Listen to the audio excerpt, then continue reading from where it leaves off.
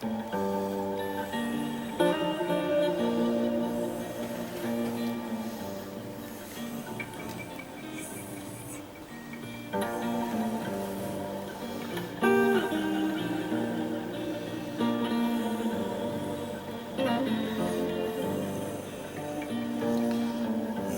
belle musique d'Oriema.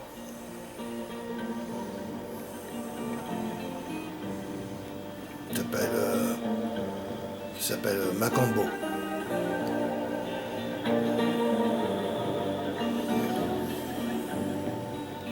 Oh na makambo e, oh na makambo e, oh na makambo e,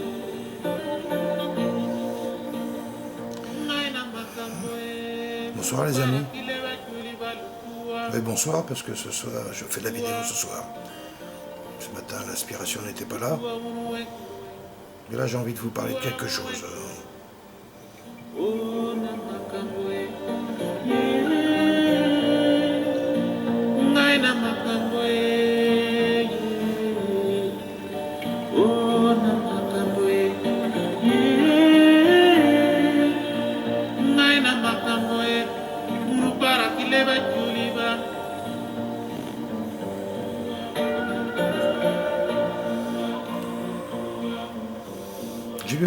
J'ai lu un beau post partagé sur le mur de Karine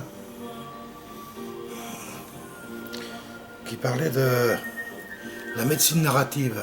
Je ne connaissais pas ce terme, mais il veut dire ce que les mots expriment, là, tout simplement. Se guérir par l'histoire. C'est beau. Alors, je vous raconte une histoire.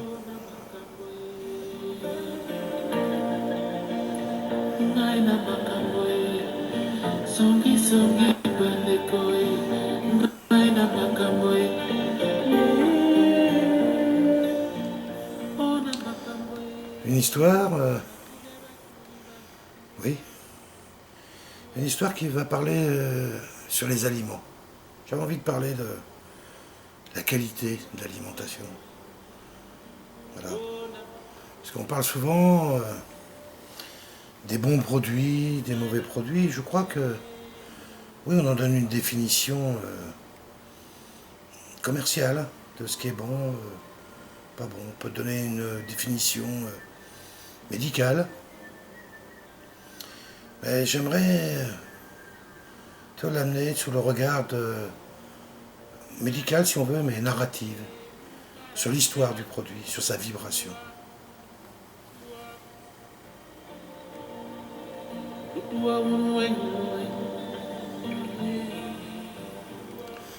Parce qu'en fait, qu'est-ce qu'on mange? Des matières, plus ou moins solides, plus ou moins dures, plus ou moins plein de choses. Mais avant tout, on mange le fruit d'une histoire, la résultante d'une histoire, de ce produit qui vient à notre bouche, à notre alimentation, et qui, avant qu'il vienne à nous, sous cette forme-là, a rencontré un cheminement. Et toute cette histoire justement du produit est ce qu'on mange, son histoire, sa vibration. Je m'explique, et vous allez facilement comprendre. D'ailleurs, je crois que vous devinez où je vais aller déjà. Lorsqu'on mange un produit industriel, je prends un produit simple, comme l'eau en bouteille. C'est quoi de l'eau en bouteille? C'est de l'eau qui a été captée à travers des pompes, à travers des tuyaux, dans des sources. On l'a emmené en force dans des usines d'embouteillage, on appelle ça, à travers des canalisations métal. On a poussé l'eau en pression et là après l'eau est mise dans des bouteilles en plastique à la chaîne où les seuls regards qu'il y ait c'est rendement, performance, conditionnement, étiquetage, enfin que des choses très froides. Des choses sans âme, sans vie. Des choses mortes. Et c'est cette eau qui arrive à travers sa mise en bouteille, après son conditionnement en palette, ces palettes elles-mêmes chargées dans des semi-remorques, des fois qui restent traînées sur les quais, et puis après les semis vont mettre ça dans les rayonnages des grands magasins, en compétition les unes avec les autres, essayant chacune d'avoir une originalité sur son étiquette ou dans la forme de la bouteille, pour qu'à la fin elle vienne à votre main et ensuite à votre bouche. Ben, c'est tout qui arrive comme ça, comme l'eau du robinet d'ailleurs, c'est encore pire d'ailleurs. C'est des eaux qui ont des taux vibratoires très très bas, parce que le champ de rencontre qu'elles ont eu tout le long du processus était un champ vibratoire très bas. Et donc on boit une eau qui a un taux vibratoire très bas, c'est-à-dire une eau qui n'hydrate pas. On peut en boire beaucoup, elle n'apporte pas grand-chose. Contrairement à une eau, alors évidemment, on vit à notre époque, je le comprends. C'est pour ça que je prends cet exemple extrême, un peu. Mais contrairement à une eau qui venait d'une petite source locale, cueillie par un puits, où il y avait un homme ou une femme qui venait la prendre en charge, la conditionner dans des pots en grès, dans des jarres, et pour qu'on puisse la boire la plus fraîche possible. Cette eau qui avait souvent passé beaucoup de temps au milieu des minéraux, des forêts anciennes, cette eau qui s'était chargée de vivants, de beaucoup de vivants, et qui arrivait prête à boire, avec un taux vibratoire beaucoup plus élevé, et c'était des eaux qui hydratent beaucoup, beaucoup plus. Elles le nourrissent mieux. Alors si je prends l'exemple de plein d'autres aliments, imaginez les produits industriels, tels que le beurre, tels que n'importe quel produit industriel qu'on mange. Ce sont des produits qui sont souvent le résultat d'un non-respect de la vie, non-respect des hommes qui y travaillent, non-respect des animaux qui ont servi à produire des matières, des matériaux, des légumes, pareil, qui ont été produits forcés avec enfin, vous connaissez le processus. Et oui, c'est vrai que manger de la viande dans des conditions comme ça, c'est pas que de la viande qu'on mange, c'est aussi de la mort, du stress, du non-respect, de la violence, de la compétition, de l'angoisse, de la peur. C'est tout ça, c'est toute l'histoire en fin de compte du produit qui vient à nous. Et c'est pour ça que, oui, effectivement, le petit agriculteur qui produit ces quelques bêtes, qui les conduit tous les jours au champ, qui s'en occupe, qui leur parle, qui rit avec elles, qui se soucie pour elles, qui fait attention, qui en parle avec douceur, qui est fier de les avoir, qui a de la joie à les rencontrer. Enfin, tous ces sentiments que savent très bien ceux qui le pratiquent et qu'on peut bien comprendre lorsque quelque part on vient à aimer ce qu'on fait, on vient à aimer le milieu dans lequel on vit, milieu dans lequel le respect est le maître mot. Et bien lorsque ça vient dans notre assiette, ça doit être de la viande. C'est 100 fois plus nourrissant, parce qu'on est nourri de cette histoire, que des légumes qui viennent dans des boîtes et qui sont nourris d'une histoire industrielle. Imaginez bien. Alors qu'on nous dit manger plein de fruits, plein de légumes par jour, c'est faux. C'est faux. C'est pas ça qui compte. Ce qui compte, c'est l'histoire. Quelle est l'histoire de mon produit? D'ailleurs, les industriels sont très très doués pour ça, pour nous inventer des histoires. Vous achetez un fromage, je vais prendre l'exemple du fromage. C'est pas rare de voir sur la boîte du fromage l'image d'un chalet en haute montagne avec une vache très souriante, un brave paysan avec un béret et puis le fromage dans les mains, avec, très traditionnel, la prairie est verte, il fait beau. C'est l'histoire qu'ils veulent nous vendre, à laquelle personne ne croit d'ailleurs. Mais peu importe, c'est pas l'histoire qui a été faite, c'est pas l'histoire qui a été vécue. C'est un mensonge, qui fait une énergie supplémentaire, celle de la tricherie, du secret, du mensonge. Parce que ces produits n'ont strictement rien à voir avec ça. Mais rien du tout. Alors, comment faire? Par exemple, vous achetez des vêtements. Ouais, le jean à 10 euros, 10 piastres, c'est pas cher.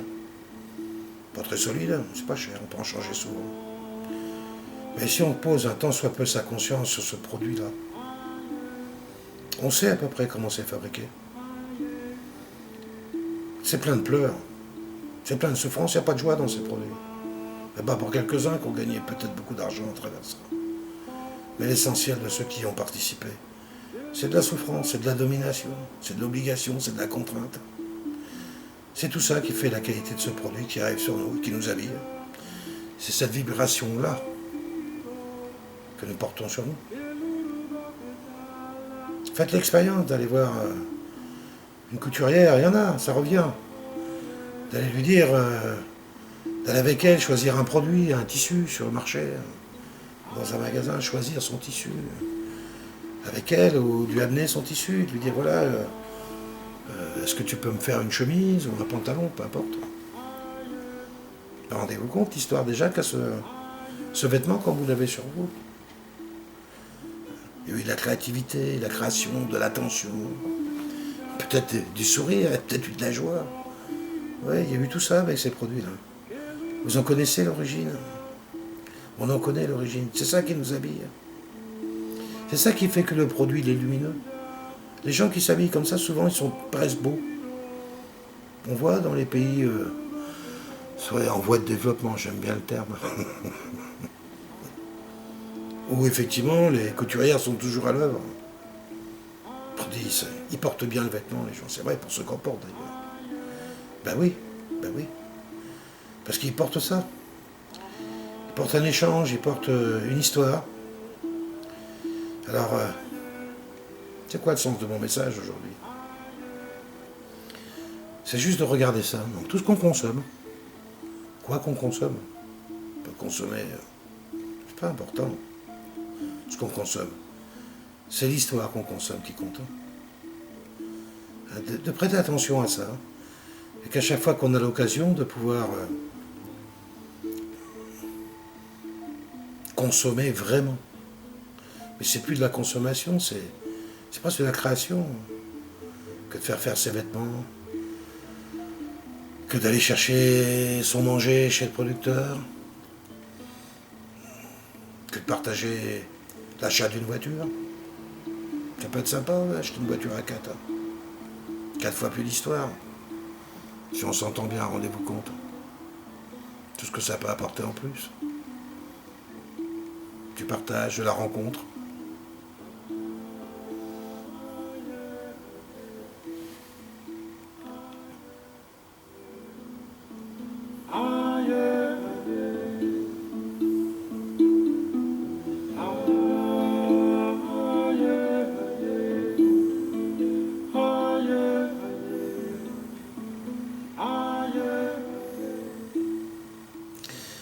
C'est comme dans sa vie. Essayer de faire sa vie une belle histoire. Peu importe la direction qu'elle prenne. Peu importe les jeux et les rôles qu'on joue. Essayer de rendre sa vie lumineuse, belle, légère. Quelle la légèreté en tout. C'est plus important que d'accéder à des situations qui ne sont pas les nôtres, qui sont que des références d'une histoire beaucoup plus sordide que l'histoire de la compétition, de la brutalité, de l'avidité. C'est de ça qu'on se nourrit. Oui, on est chef. On est directeur, on est responsable. On gagne mieux que les autres. À quel coût?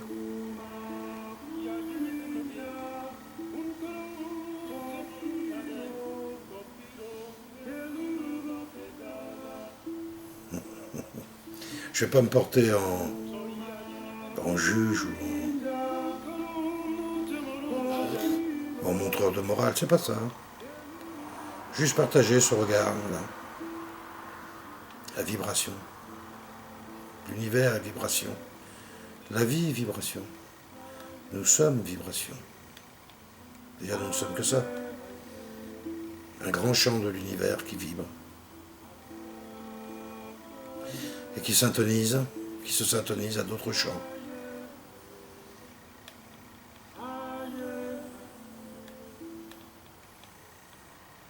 Soyons le plus harmoniques possible.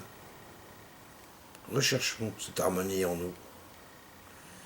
Cette note qui nous donne de la joie, de la paix.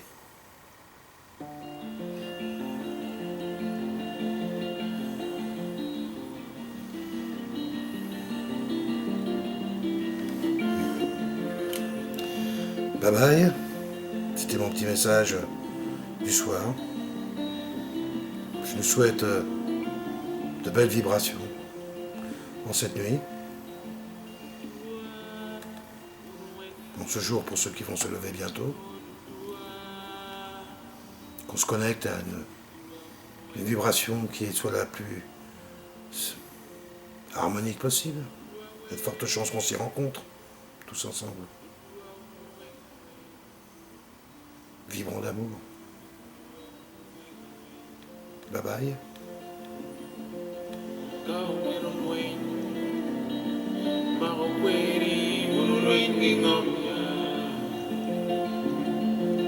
Milatin ko bango, milatin ko bango, milatin ko bango.